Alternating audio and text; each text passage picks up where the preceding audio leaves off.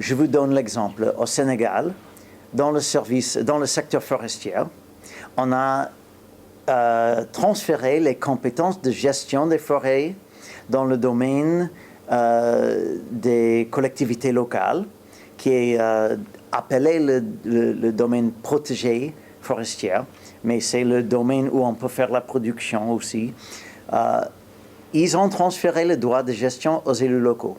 Mais le code forestier élaborait qu'on ne peut pas faire cette gestion avant qu'on applique un plan de management. Et les plans de management ont besoin d'avoir beaucoup de différents parties, y compris des études énormes que les villageois n'ont pas l'argent pour faire, ni l'expertise. Et en fait, c'est des études qui ne sont pas nécessaires pour les objectifs des villageois pour leur utilisation des forêts. Deuxièmement, ils ont des lois anciennes où il faut un quota et il faut des licences, carte professionnelle des exploitants forestiers. Il faut maintenant, ils appellent le quota contrat parce qu'ils voulaient être orientés vers les marchés. Ils ont des quotas, ils ont des permis et des cartes professionnelles. Et à travers ces mécanismes qui sont dans le code forestier, les villageois ne peuvent pas entrer au marché.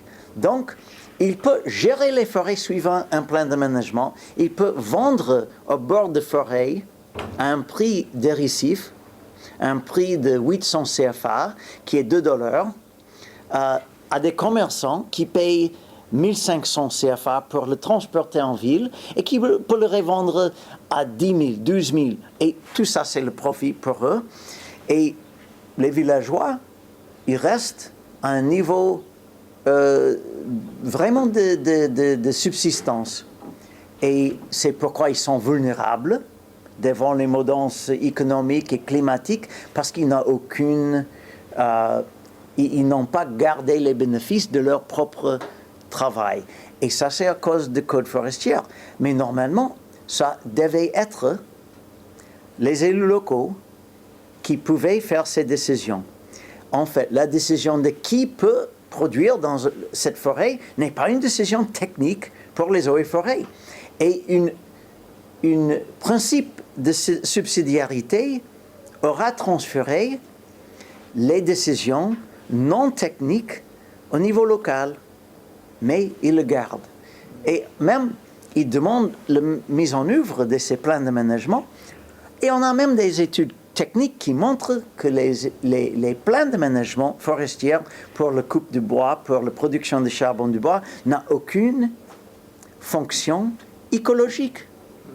Les forêts gérées dans des rotations comme ça ont le même taux de régénération naturelle que les forêts coupées illégalement. Ils ont la même distribution des espèces.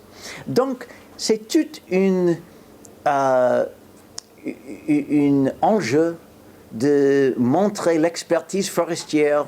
C'est ce que j'appelle l'approche scientifique. Il dit il faut protéger la forêt contre les paysans. Mais en fait, les paysans ne veulent pas produire le charbon du bois même. Et les plans de management, c'est pour produire le charbon du bois qui fait les dégâts aux forêts. Et il dit qu'ils sont là comme garants de la forêt. C'est le garanteur de la nature.